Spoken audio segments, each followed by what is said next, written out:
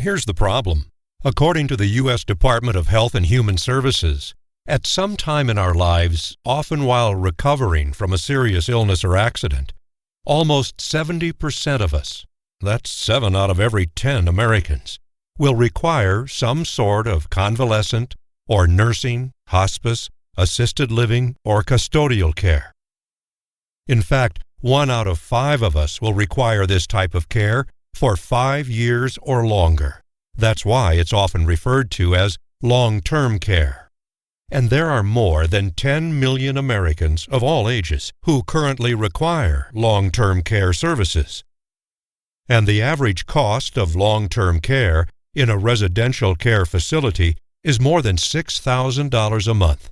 Even a few hours a day of in-home care can cost at least $2,000 a month.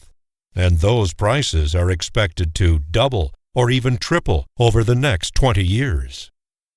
But the cost of this care is not covered by either health insurance or Medicare, which is why many people use up all their savings and even sell their homes to pay for these services.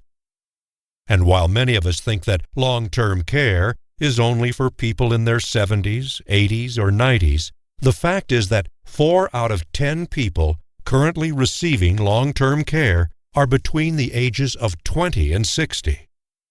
Like Stacy, who was diagnosed with leukemia when she was 45. She needed home nursing care for almost 4 years at a total cost of $182,000. Or Kevin, who was diagnosed with multiple sclerosis in his 30s. He's had an in-home caregiver for more than 7 years now, at a cost of $380,000. Of course, long-term care is more often required at older ages, like Jenna, whose Alzheimer's progressed to the stage at which she required 24/7 resident nursing care for the last 2 years of her life, and it cost her family more than $140,000.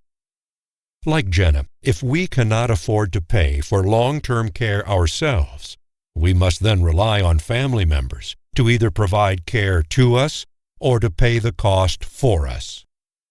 So, what's the most economical way to pay for long-term care? With long-term care insurance. Long-term care insurance can pay for the nursing, custodial, or hospice care you might need at any age in the comfort of your own home or in a resident care facility of your own choosing, affording you the best care available without cost to you or your family, and for as long as you require it. Like Jocelyn, whose legs were paralyzed in an auto accident at age 52. She'll need custodial care for the rest of her life at a cost of almost $4,000 a month, and it's all paid for by her long-term care insurance. Or Pete, who suffered a stroke at age 78 and lived in a nursing home until he passed on 6 years later. Total cost? $370,000, all paid for by his long-term care insurance. Or Marie, whose emphysema required an in-home caregiver for almost 4 years before she passed away at 91, and the cost amounted to more than $220,000, again, all paid for by her long-term care insurance.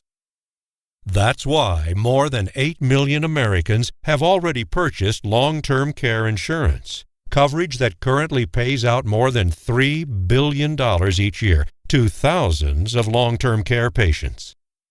So ask yourself this: knowing that you have a 70% chance of needing long-term care at some time in your life, and that the cost of such care is expected to double or even triple over the next 20 years, does it make good sense to rely on your savings, your income, your family, or even your home to pay for it? Or does it make better sense to insure those expenses, affording you the best care available without any risk to your income or your assets, and without any risk of becoming a financial obligation or an imposition to your family?